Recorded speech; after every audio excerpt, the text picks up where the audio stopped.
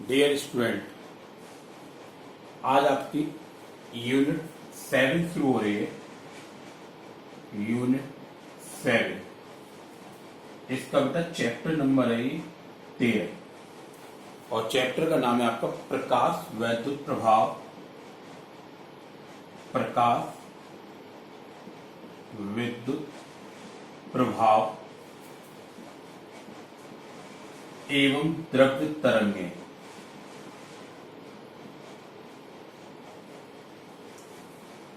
Unit 7 है, chapter number 13 है।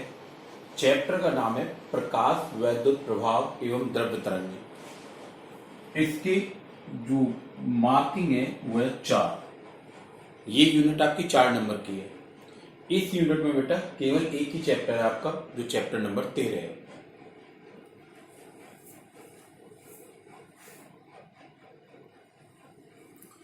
इसमें हम जो पढ़ेंगे वो हम प्रकाश विद्युत प्रभाव, आप ऐसे समझो प्रकाश का विद्युत वाला प्रभाव वो पढ़ेंगे और द्रव्य तरंगों के बारे में पढ़ेंगे। इसमें आपका सबसे पहला टॉपिक है बेटा इलेक्ट्रॉन उत्सर्जन। आपका पहला टॉपिक है इलेक्ट्रॉन उत्सर्जन।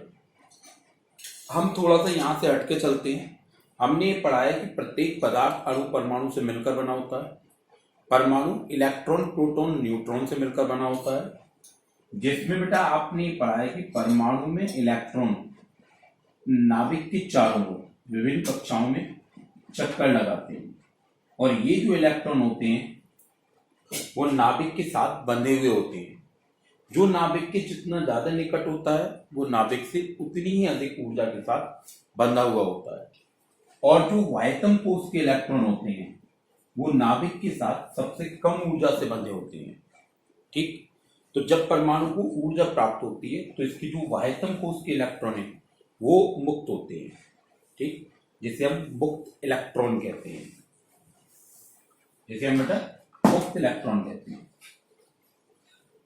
पहला हमारा टॉपिक इलेक्ट्रॉन उत्सर्जन है।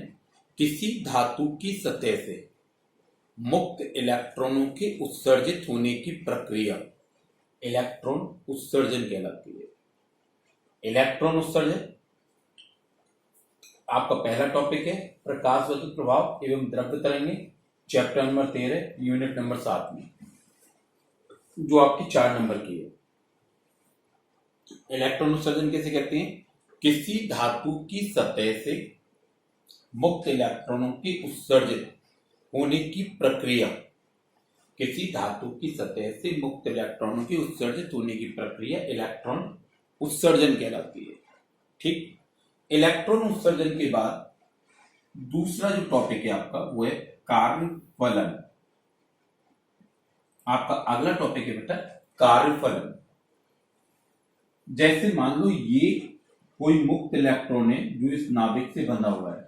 अगर मान लो ये x ऊर्जा से बंधा हुआ है तो इसे यहां से मुक्त करने के लिए आपको जो न्यूनतम ऊर्जा चाहिए वो x चाहिए।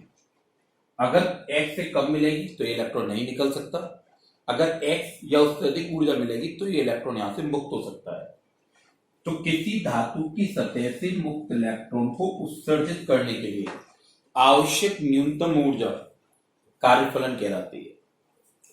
किसी धातु की सतह से मुक्त इलेक्ट्रॉन को उत्सर्जित करने के लिए, अर्थात किसी धातु की सतह से इलेक्ट्रॉन उत्सर्जन के लिए आवश्यक न्यूनतम ऊर्जा कार्यफलन कहलाती है। कार्यफलन को हम फाई नॉट से व्यक्त करते हैं। कार्यफलन को फाई नॉट से व्यक्त करते हैं। वैसे कार्यफलन ऊर्जा है, लेकिन इसका जो मापन किया जाता है वो इलेक्ट्रॉन वोल्ट में किया जाता है। ऊर्जा है, ऊर्जा का जो मात्रक है वो इसमें इलेक्ट्रॉन वोल्ट, कार्यफलन का जो मात्रक है वो इलेक्ट्रॉन वोल्ट है। कार्यफलन का प्रतीक फाई नॉट है, इसका मात्रक इलेक्ट्रॉन वोल्ट है। कार्यफलन की परिभाषा, किसी धातु की सतह से मुक्त इलेक्ट्रॉन को उत्सर्जित करने के लिए, किसी धातु की सतह से मुक्त इलेक्ट्रॉन को उत्सर्जित करने के लिए आवश्यक ऊर्जा की मात्रा कार्यफलन कहलाती है। कार्यफलन को फाई नॉट से व्यक्त करते हैं, इसका मात्रक इलेक्ट्रॉन वोल्ट होता है। ठीक, भिन्न भिन्न धातुओं का जो कार्यफलन है वो भिन्न भिन्न होता है। मैं एक लाइन कह रहा हूं बेटा कि भिन्न भिन्न धातुओं का कार्यफलन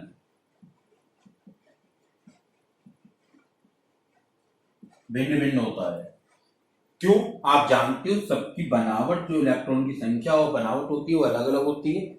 सभी में नाभिक के साथ जो इलेक्ट्रॉन होते हैं वो भिन्न भिन्न ऊर्जा से बंधे होते हैं। जब इलेक्ट्रॉन भिन्न भिन्न ऊर्जा से बंधे हैं तो उन्हें अलग करने के लिए जो ऊर्जा की आवश्यकता होती है वो भिन्न भिन्न होती है। इसीलिए हम ये कहते हैं कि भिन्न भिन्न धातुओं का कार्यफलन भिन्न भिन्न होता है। कार्यफलन का मान उसके पृष्ठ पर निर्भर करता है और परमाणु पर। अब भिन्न भिन्न धातुओं में सीजियम वह धातु है जिसका कार्यफलन न्यूनतम होता है। सीजियम वह धातु है जिसका कार्यफलन न्यूनतम होता है और इसका जो कार्यफलन है वो आपका होता है 2.14 इलेक्ट्रॉन वोल्ट। सीजियम का कार्यफलन 2.14 इलेक्ट्रॉन वोल्ट होता है जो न्यूनतम मान है इसका। और प्लेटिनम वह धातु है जिसका कार्यफलन अधिकतम होता है, जिसका मान 5.65 इलेक्ट्रॉन वोल्ट होता है जो आपका अधिकतम होता है। ये कार्यफलन की जो परिभाषा है वो अच्छी और इंपॉर्टेंट है। इस चैप्टर में 3 परिभाषा ऐसी हैं जो अक्सर आती है पेपर में। आप पढ़ रहे हो यूनिट 7 चैप्टर नंबर 13 जो 4 नंबर का है।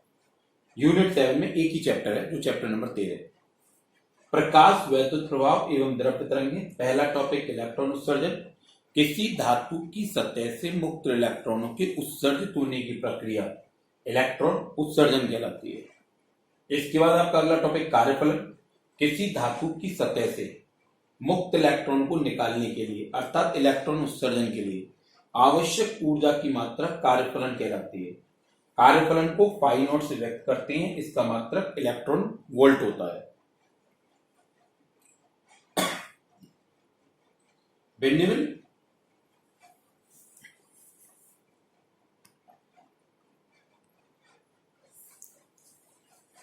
भिन्न धातुओं का कार्यफलन भिन्न भिन्न होता है। सीजियम का कार्यफलन न्यूनतम होता है जिसका मान 2.14 इलेक्ट्रॉन वोल्ट है। प्लेटिनम का कार्यफलन अधिकतम होता है जिसका मान 5.65 इलेक्ट्रॉन वोल्ट है। ठीक है, अगली इससे आगे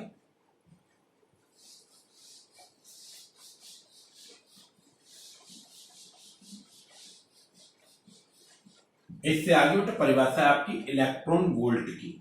आपने जो भी यूनिट पढ़ी इलेक्ट्रॉन वोल्ट उसकी परिभाषा है 1 इलेक्ट्रॉन वोल्ट की परिभाषा। किसी इलेक्ट्रॉन को 1 वोल्ट विभवांतर से त्वरित करने पर, किसी इलेक्ट्रॉन को 1 वोल्ट विभवांतर से त्वरित करने पर इलेक्ट्रॉन के द्वारा ग्रहण की गई ऊर्जा। कहने का मतलब है जैसे ये एक इलेक्ट्रॉन है, मैं इसे 1 वोल्ट का विभवांतर इस पर लगाऊं, 1 वोल्ट का करंट लगाऊं, तो जिससे ये चलेगा, चलने पर ये जितनी ऊर्जा ग्रहण करेगा इसकी जो ऊर्जा होगी वो हमारी कहलाएगी 1 इलेक्ट्रॉन वोल्ट ऊर्जा। किसी इलेक्ट्रॉन को 1 वोल्ट विभवांतर से त्वरित करने पर इलेक्ट्रॉन के द्वारा ग्रहण की गई ऊर्जा 1 इलेक्ट्रॉन वोल्ट ऊर्जा कहलाती है। 1 electron volt is equal to 1.6 गुणा 10⁻⁻19 joule. 1 electron volt is equal to 1.6 गुणा 10⁻⁻19 जूल। तो 1 इलेक्ट्रॉन वोल्ट की परिभाषा क्या होगी? किसी इलेक्ट्रॉन को 1 वोल्ट विभवांतर से त्वरित करने पर इलेक्ट्रॉन द्वारा ग्रहण की गई ऊर्जा 1 इलेक्ट्रॉन वोल्ट ऊर्जा कहलाती है। 1 electron volt is equal to 1.6 गुणा 10⁻⁻19 जूल। आपको एक बात याद रखनी, आप जब सवालों में इस मान को लगाएंगे तो आपको बेटा जूल में बदल के लगानी है। यहां पर हमने कार्यफलन का मात्रक इलेक्ट्रॉन वोल्ट इसलिए लिया था, इसकी जो मान है धातुओं के लिए जो कार्यफलन है वो इलेक्ट्रॉन वोल्ट कोटि की है, इसलिए हम उसे इलेक्ट्रॉन वोल्ट में लेते हैं। लेकिन जब हम सवाल में लगाएंगे तो हम उसे जूल में ही बदल कर लगाएंगे। ठीक है, अब इसके बाद आपने अभी अभी जो इलेक्ट्रॉन उत्सर्जन पढ़ा, आपने पढ़ा इलेक्ट्रॉन उत्सर्जन। अब हम पढ़ेंगे इलेक्ट्रॉन उत्सर्जन के प्रकार। इलेक्ट्रॉन उत्सर्जन जो है आपका बेटा वो 4 प्रकार का है। इलेक्ट्रॉन उत्सर्जन के 4 प्रकार है। इलेक्ट्रॉन उत्सर्जन के 4 प्रकार कौन से? सबसे पहला है आपका क्षेत्रीय उत्सर्जन, दूसरा है तापीय उत्सर्जन, तीसरा है प्रकाश उत्सर्जन, या हम इसे कह सकते हैं प्रकाशिक उत्सर्जन, और चौथा है आपका द्वितीयक उत्सर्जन।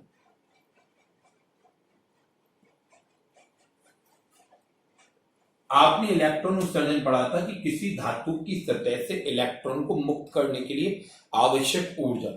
आप इसे ऐसे समझो कि ये कोई धातु की सतह है, यहां पर ये इलेक्ट्रॉन है, ये किसी ऊर्जा से बंधा है, मान लो x इलेक्ट्रॉन वोल्ट ऊर्जा से बंधा है, ठीक है। अब इसे मुक्त करना है। इसे मुक्त करने के लिए जितनी न्यूनतम ऊर्जा चाहिए वो हमारी कहलाती है कार्यफलन, ठीक है। लेकिन वो ऊर्जा हम इसे किस तरह से दे सकते हैं, वो हमारे 4 प्रकार हो गए। हम इसे ऊर्जा देने के लिए हम इस धातु की सतह पर एक उच्च विद्युत क्षेत्र आरोपित करें। हम इस धातु की सतह पर एक उच्च विद्युत क्षेत्र आरोपित करें जिससे इसके मुक्त इलेक्ट्रॉन इतनी ऊर्जा ग्रहण कर लें कि वो इस सतह को छोड़कर चले जाएं, अर्थात सतह से इलेक्ट्रॉन का उत्सर्जन हो। तो हम इसे कहेंगे क्षेत्रीय उत्सर्जन। जब किसी धातु की सतह पर उच्च विद्युत क्षेत्र आरोपित किया जाए जिससे धातु की सतह से इलेक्ट्रॉन उत्सर्जित हो, यानी इलेक्ट्रॉन उत्सर्जन प्रारंभ हो जाए, तो इस प्रकार के इलेक्ट्रॉन उत्सर्जन को हम कहते हैं क्षेत्रीय उत्सर्जन। और अगर मान लो मैं इस धातु की सतह के ताप को बढ़ाऊं, ताप को इतना अधिक बढ़ाऊं कि तापीय ऊर्जा से ये इलेक्ट्रॉन इतनी ऊर्जा ग्रहण कर ले कि इलेक्ट्रॉन उत्सर्जन होने लगे, इलेक्ट्रॉन निकलने लगे, तो वो हमारा कहलाएगा तापीय उत्सर्जन। अर्थात कहने का मतलब किसी धातु की सतह के ताप को इतना अधिक बढ़ाया जाए कि तापीय ऊर्जा के कारण ही इलेक्ट्रॉन उत्सर्जन के लिए पर्याप्त ऊर्जा ग्रहण कर ले, तो वो हमारा फिर कहलाएगा तापीय उत्सर्जन।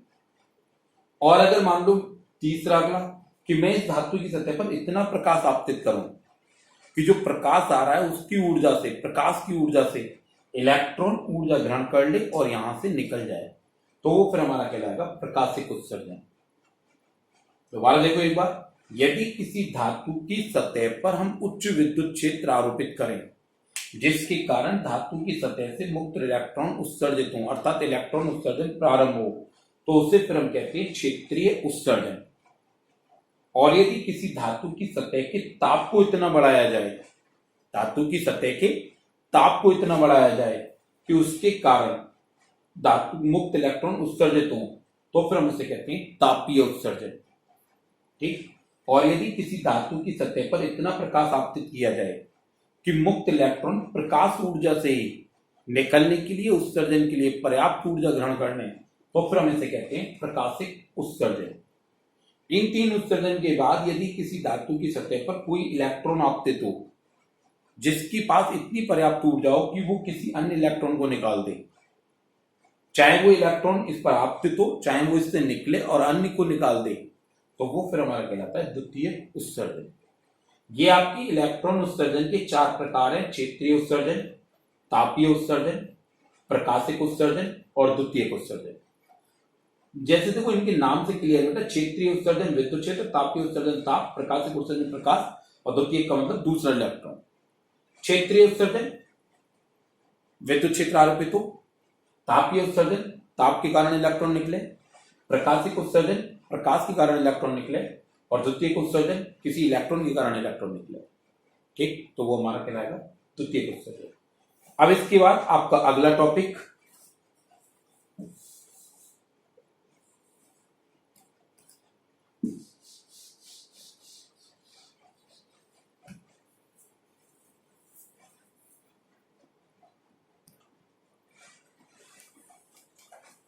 हमारा अगला टॉपिक है हॉलबर्ग्स व लिनार्ड के प्रयोग।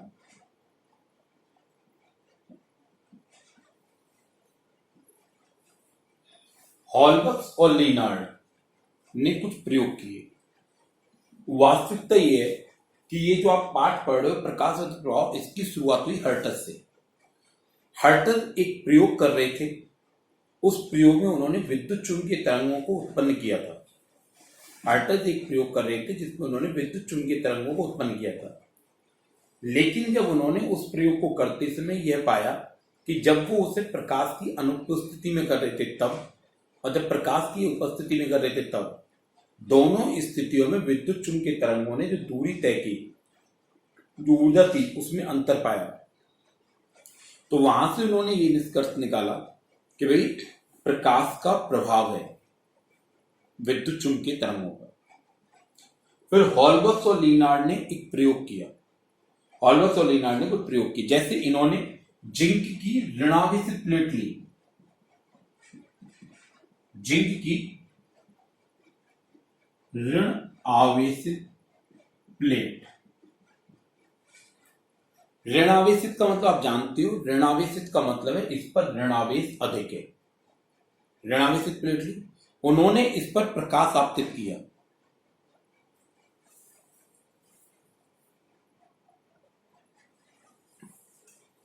एक ऋणावेशित जिंक की प्लेट ली जिस पर प्रकाश आपतित किया, और जो प्रकाश डाला वो पराबैंगनी प्रकाश डाला।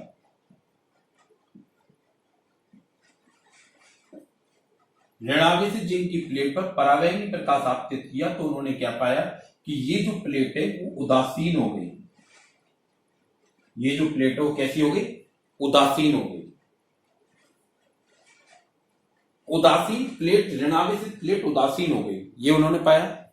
इसके बाद उन्होंने क्या किया, उदासीन जिंक की प्लेट ली, अब इस पर पुनः पराबैंगनी प्रकाश डाला, तो उन्होंने फाइनल में क्या पाया, उन्होंने ये पाया कि ये जो प्लेट थी वो धनावेशित हो गई। अब इसके बाद तीसरी स्थिति में उन्होंने धनावेशित प्लेट ली और इस पर पराबैंगनी प्रकाश आपतित किया। उन्होंने क्या कहा कि धनावेश और बढ़ गया, धनावेश बढ़ गया। हॉलबर्ग और लिनार्ड ने एक प्रयोग किया। हॉलबर्ग और लिनार्ड ने ऋणावेशित जिंक की प्लेट ली, इस प्लेट पर पराबैंगनी प्रकाश आपतित किया और ये पाया कि ये प्लेट उदासीन होती है। फिर उन्होंने उदासीन प्लेट ली जिंक की, फिर उस पर पराबैंगनी प्रकाश आपतित किया तो ये पाया कि ये धनावेशित होती है। इसके बाद धनावेशित प्लेट ली, फिर पराबैंगनी प्रकाश डाला तो ये पाया धनावेशित और बढ़ गया। यहां से उन्होंने ये निष्कर्ष निकाला कि इसका मतलब जिंक की प्लेट पर जब पराबैंगनी प्रकाश आपतित करते तो यहां से कोई ऋणावेश निकलता है। ये ऋणावेशित थी, उदासीन होगी, इसका मतलब जो अतिरिक्त ऋणावेश था वो निकल गया। ये उदासीन प्लेट थी, उदासीन का मतलब धन और ऋण दोनों है, धनावेशित हो गई, इसका मतलब यहां से ऋणावेश निकल गया। मैं अभी तक इलेक्ट्रॉन का नाम नहीं ले रहा हूं, वो इसलिए नहीं ले रहा हूं कि ये जो घटना है वो 1988 की है और 1888 की है। ये जो घटना है वो 1888 की है, जबकि इलेक्ट्रॉन की जो खोज हुई वो 1897 में हुई। वास्तविकता ये है कि ये जो खोज है वो उस समय तक उन्हें ये नहीं मालूम था कि इससे इलेक्ट्रॉन निकल रहे हैं।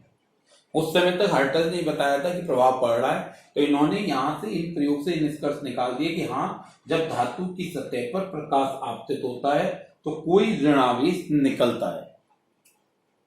जिंक की प्लेट ऋणावेशित थी, ऋणावेशित होने का मतलब उस पर ऋणावेश था।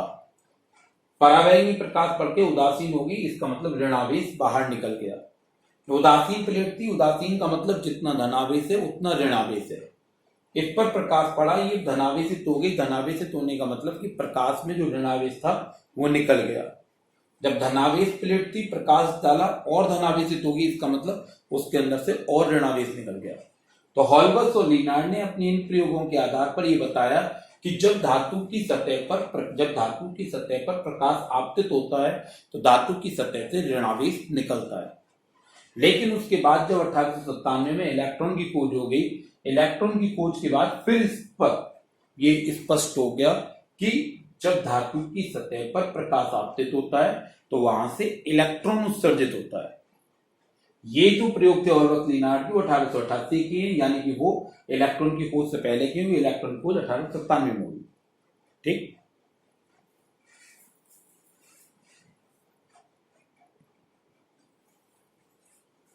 हॉलबर्ग और लीनार्ड ने इसके बाद ये भी प्रेक्षित किया कि जब तक धातु की सतह पर एक निश्चित आवृत्ति का प्रकाश नहीं आता, तब तक धातु की सतह से इलेक्ट्रॉन उत्सर्जित नहीं होता है। अब आप देखो इससे आगे एक निश्चित आवृत्ति वाले के बारे में हम अभी आगे बात करेंगे।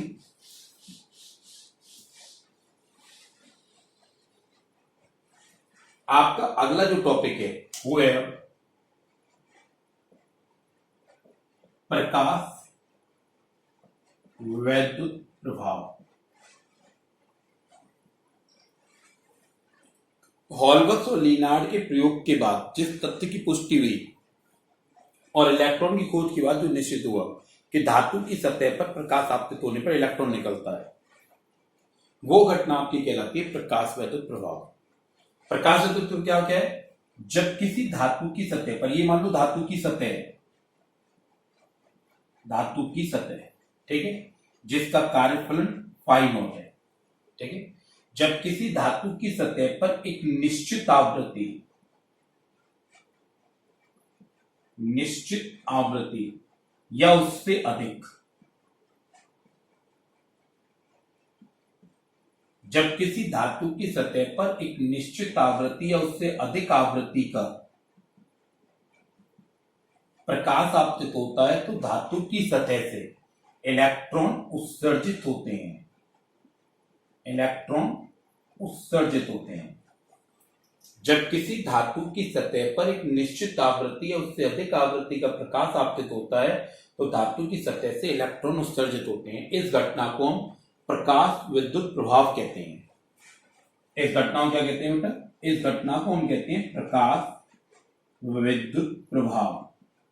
लेकिन ये जो निश्चित आवृत्ति है, ये जो आपकी निश्चित आवृत्ति है, फिर वो हमारी कहलाती है देहली आवृत्ति। क्या कहलाती है? देहली आवृत्ति कहलाती है। ये जो उत्सर्जित होने वाले इलेक्ट्रॉन है, वो हमारे कहलाते हैं प्रकाशिक इलेक्ट्रॉन। इन्हें हम फोटो इलेक्ट्रॉन भी बोलते हैं। और अब आप जानते हो, जब इलेक्ट्रॉन निकल रहे हैं, इलेक्ट्रॉन चल रहे हैं, तो उसी को हम विद्युत धारा कहते हैं। तो इन प्रकाशिक इलेक्ट्रॉनों की वजह से जो धारा प्रवाहित होती है, वो हमारी कहलाती है प्रकाश विद्युत धारा। दोबारा देखिए एक बार, जब किसी धातु की सतह पर एक निश्चित आवृत्ति या उससे अधिक आवृत्ति का प्रकाश आपतित होता है, तो धातु की सतह से इलेक्ट्रॉन उत्सर्जित होते हैं। इस घटना को प्रकाश वैद्युत प्रभाव कहते हैं। जब किसी धातु की सतह पर एक निश्चित आवृत्ति या उससे अधिक आवृत्ति का प्रकाश आपतित होता है, तो धातु की सतह से इलेक्ट्रॉन उत्सर्जित होते हैं। ये घटना हमारी क्या कहलाती है? प्रकाश वैद्युत प्रभाव। जो निश्चित आवृत्ति है वो क्या कहलाती है? देहली आवृत्ति। और ये जो इलेक्ट्रॉन उत्सर्जित होते हैं वो क्या कहलाते हैं? प्रकाशिक इलेक्ट्रॉन, यानी फोटो इलेक्ट्रॉन। और इन इलेक्ट्रॉनों के कारण जो धारा बहती है वो हमारी क्या कहलाती है? प्रकाश विद्युत धारा। यहां पर आपको एक परिभाषा पहले कार्यफलन मिल चुकी है, ये दूसरे नंबर की आपकी परिभाषा है देहली आवृत्ति। देहली आवृत्ति की परिभाषा क्या होगी? किसी धातु की सतह से इलेक्ट्रॉन उत्सर्जन के लिए आवश्यक न्यूनतम आवृत्ति क्या कहलाती है? देहली आवृत्ति। किसी धातु की सतह से इलेक्ट्रॉन उत्सर्जन के लिए आवश्यक न्यूनतम आवृत्ति देहली आवृत्ति कहलाती है। देहली आवृत्ति को न्यू नॉट से व्यक्त करते हैं। देहली आवृत्ति कैसे व्यक्त करते हैं बेटा? न्यू नॉट से व्यक्त करते हैं। किसी धातु की सतह से इलेक्ट्रॉन उत्सर्जित के लिए आवश्यक न्यूनतम आवृत्ति देहली आवृत्ति। यहां देखो कितनी परिभाषा बननी, बहुत सारी एक एक नंबर की। पहली परिभाषा प्रकाश वैद्युत प्रभाव की, दूसरी देहली आवृत्ति की, तीसरी प्रकाशिक इलेक्ट्रॉन की, और अगली परिभाषा प्रकाश वैद्युत धारा की। तो जब किसी धातु की सतह पर एक निश्चित आवृत्ति या उससे अधिक आवृत्ति का प्रकाश आपतित होता है, तो धातु की सतह से इलेक्ट्रॉन उत्सर्जित होते हैं। इस घटना को हम प्रकाश वैद्युत प्रभाव कहते हैं। किसी धातु की सतह से इलेक्ट्रॉन को निकालने के लिए, उत्सर्जन के लिए आवश्यक न्यूनतम आवृत्ति पहली आवृत्ति कहलाती है, पहली आवृत्ति को न्यू नॉट कहते हैं। प्रकाश वैद्युत प्रभाव की घटना में उत्सर्जित होने वाले इलेक्ट्रॉनों को प्रकाशिक इलेक्ट्रॉन अथवा फोटो इलेक्ट्रॉन कहते हैं, और प्रकाशिक इलेक्ट्रॉन अथवा फोटो इलेक्ट्रॉन के कारण प्रवाहित होने वाली धारा को हम प्रकाश वैद्युत धारा कहते हैं। ठीक, अब इसके बाद है बेटा आपका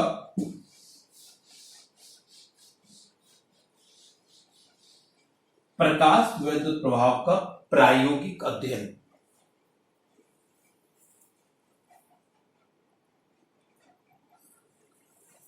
आपका अगला टॉपिक है बेटा प्रकाश विद्युत प्रभाव का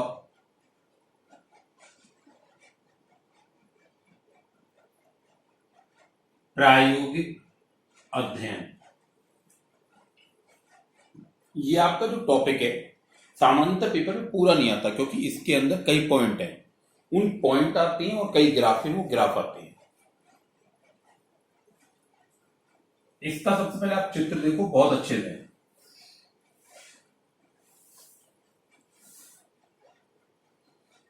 इसमें कांच अथवा क्वार्टज की ये एक नली होती है, ये कांच की अथवा क्वार्टज की बनी होती है। इसमें यहां पर एक खिड़की व्यवस्थित होती है, ये आपकी एक खिड़की व्यवस्थित है। इसके अंदर धातु की दो प्लेटें लगी रहती है, ये धातु की प्लेटें। इन प्लेटों को हम सी और ए नाम देते हैं। इसका नाम मैंने सी प्लेट रखा, इसका नाम ए प्लेट रखा। वैसे कैथोड एनोड है, लेकिन आप अपने दिमाग में इन्हें केवल धातु की प्लेटें रखना।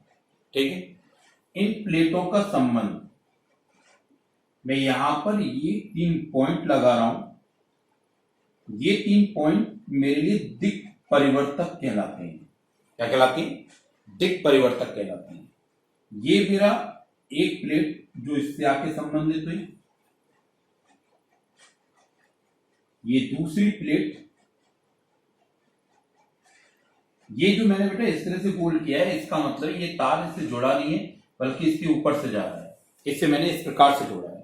ठीक, इसका संबंध इस पॉइंट से कर दिया मैंने, और ये जो है ये इसका संबंध इस पॉइंट से हो गया। इनका काम क्या है अभी मैं आगे बताऊंगा। इसकी ये जो तीसरे वाली है, इससे अब हम नीचे चले। धारा का मापन करने के लिए मैं यहां पर एक माइक्रोमीटर और विभव का मापन करने के लिए यहां पर मैं एक वोल्ट मीटर जोड़ता हूं। ये मैंने वोल्ट मीटर जोड़ा, ये इसके संग एक माइक्रोमीटर जोड़ लिया। ठीक है, अब इसके बाद मैं आरोपित वोल्टता के मान को परिवर्तित करने के लिए एक विभव विभाजक व्यवस्थित करता हूं। विभव विभाजक जो है, इसी का आपका दूसरा नाम होता है बेटा धारा नियंत्रक। ठीक,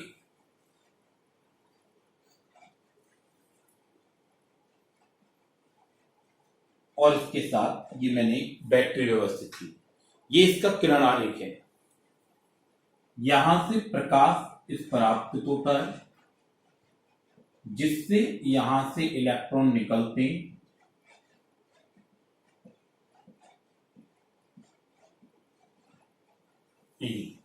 अब हम पहले इसका एक बार नामांकन करते हैं। ये हमारा प्रकाश स्रोत है, ये खिड़की हो गई,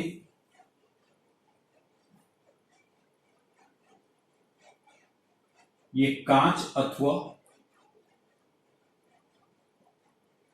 क्वार्टज की नली हो गई।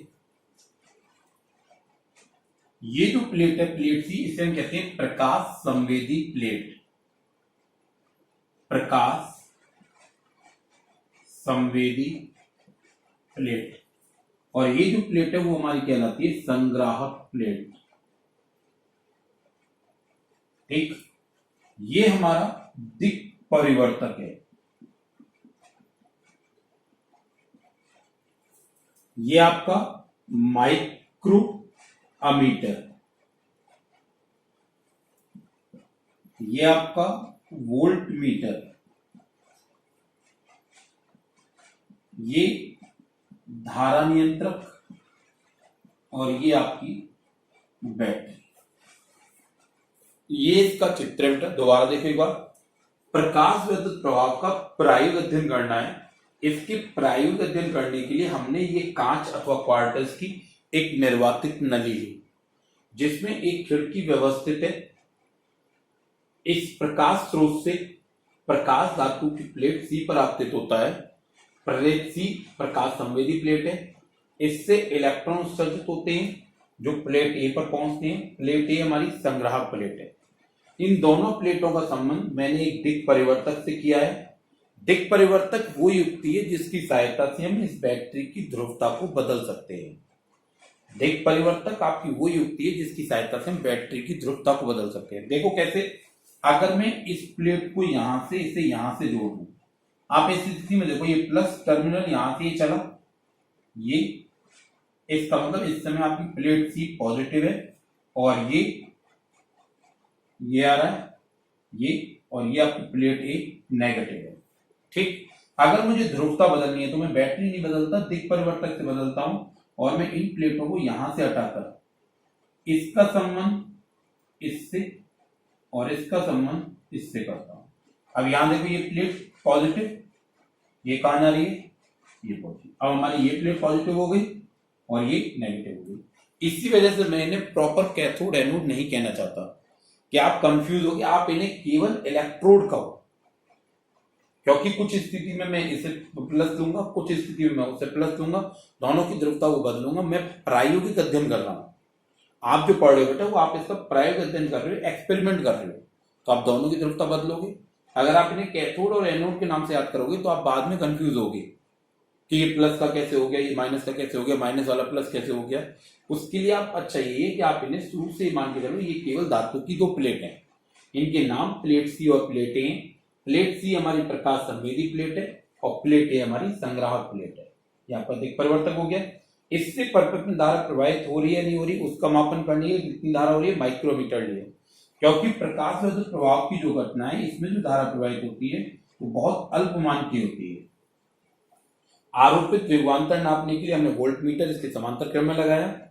आरोपित वोल्टता में जो हम विभव आरोपित करेंगे उसके मान में परिवर्तन करने के लिए धारा नियंत्रक और एक बैटरी को व्यवस्थित किया। ये हमारे इस प्रायोगिक अध्ययन का परिपथ चित्र है जो आपको सबसे पहले बनाना है। इसकी बनावट लिखनी है, बनावट आप लिख दोगे। ठीक, ये हो गया। अब हम इसमें एक एक करके भिन्न भिन्न स्थितियों के प्रभाव देखेंगे, क्या प्रभाव पड़ रहे हैं। ठीक है।